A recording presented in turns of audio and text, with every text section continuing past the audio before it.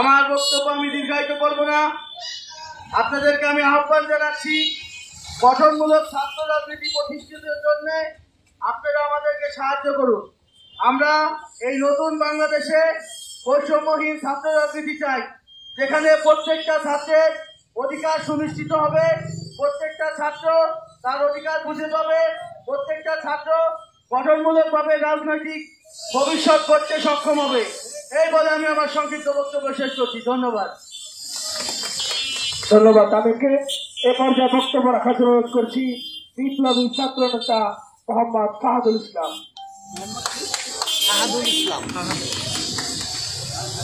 আসসালামু আলাইকুম ওয়া রাহমাতুল্লাহ।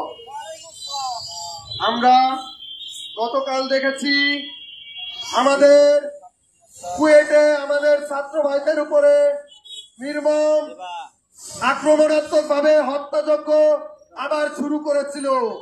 আমরা বলতে চাই যে ছাত্র রাজনীতি নিয়ে আবার কোন দল নোংরামি করবে, আমরা এই সামনের বাংলাদেশ নতুন বাংলাদেশে আর কোন নোংরামি দেখতে চাই না।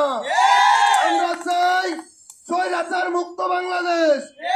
আমরা স্বৈরাচার মুক্ত করেছি, নতুন কোন স্বৈরাচার আগমন করার জন্য না। আমরা চাই বাংলাদেশ হবে সামনের বাংলাদেশ। এই বাংলাদেশে প্রতিটা ছাত্র নিরাপদ থাকবে, বাড়িতে, ক্যাম্পাসে, রাস্তাঘাটে, প্রতিটা জায়গায়।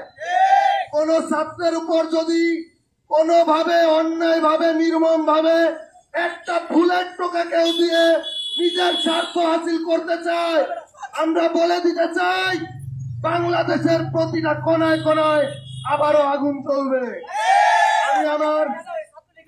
আমি আমার বক্তব্য দীর্ঘায়িত করব না। আমি শুধু একটা মেসেজ দিতে চাই, যারা ছাত্রদেরকে নিয়ে আবারও কোন নোংরামি ষড়যন্ত্র করতে চান, আপনারা জুলাই আগস্ট ভুলে যায়েন না। আমরা আপনাদেরকে মনে করিয়ে দিতে চাই, জুলাই আগস্ট আমরা বারবার ফিরে আনবো। কেন আনবো জানেন? আমরা এই সামনের বাংলাদেশ করার জন্য যা যা করা দরকার আমরা ইনশাল্লাহ যতক্ষণ পর্যন্ত আমরা সামনের বাংলাদেশ না করে উঠতে পারবো ততক্ষণ পর্যন্ত আমরা রাজপথ ছাড়বো না ইনশাআল্লাহ। আমি আমার বক্তব্য আর দীর্ঘায়িত করবো না। সবাই ভালো থাকবেন। আসসালামু আলাইকুম।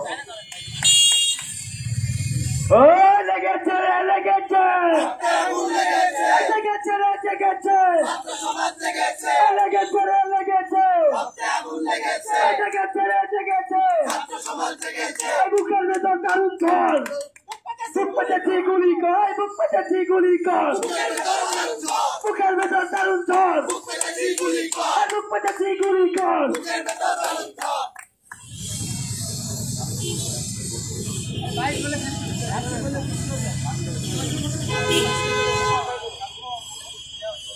আসসালামু আলাইকুম ওয়া রাহমাতুল্লাহ।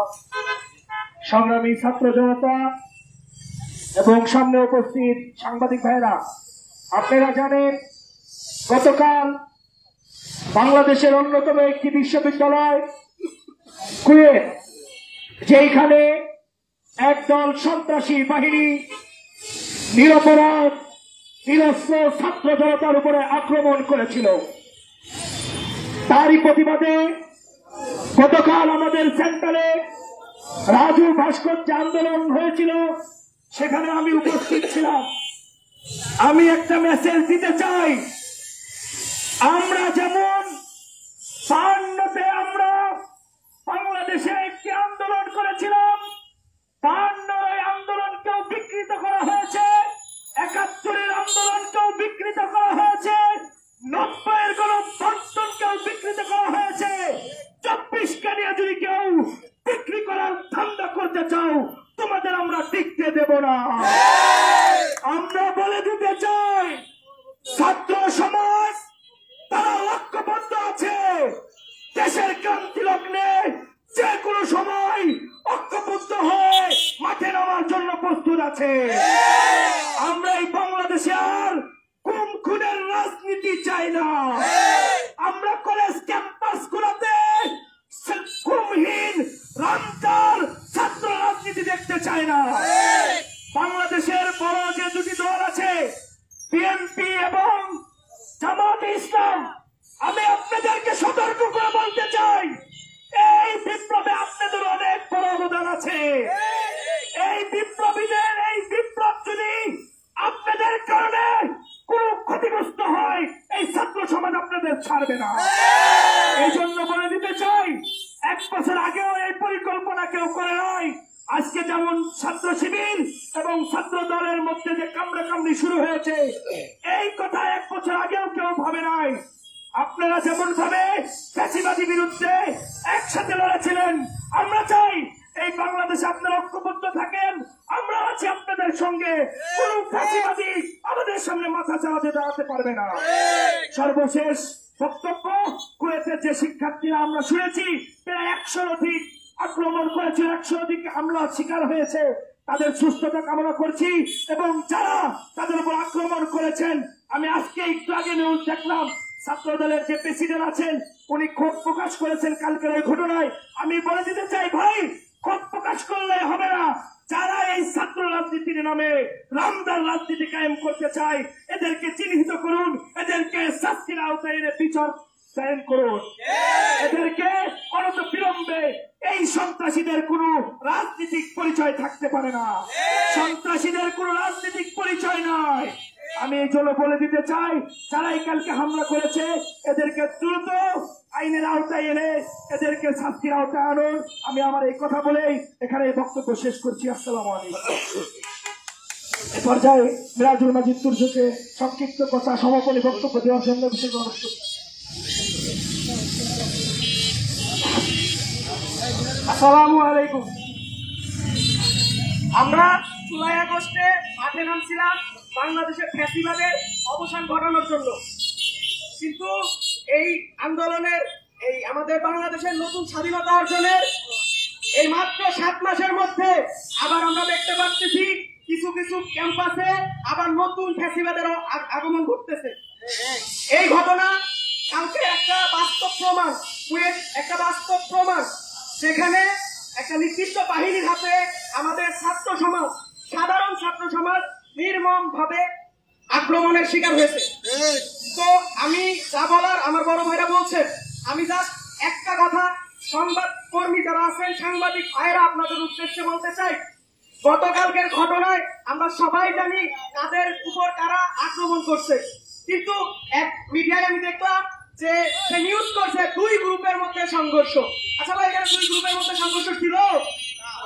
তাহলে তিনি কেন 2 গ্রুপের সংঘর্ষের কথা উল্লেখ করবেন? এখানে একটা নির্দিষ্ট দলের কর্মীরা আমাদের সাধারণ ছাত্র সমাজের উপরে আক্রমণ করছে। আমি সংবাদকর্মী ভাইদের হাতে পায়ে ধরে অনুরোধ করতেছি, ভাই অনেক কষ্ট করে এই বাংলাদেশের এই পরিস্থিতি আমরা আনতে সক্ষম হয়েছি, আপনারা আমাদের পাশে ছিলেন, আলহামদুলিল্লাহ। আমরা আশা করব পরবর্তীতে আপনারা আমাদের পাশে থাকবেন। এই বলে আমি আমার বক্তব্য শেষ করছি। আসসালামু আলাইকুম।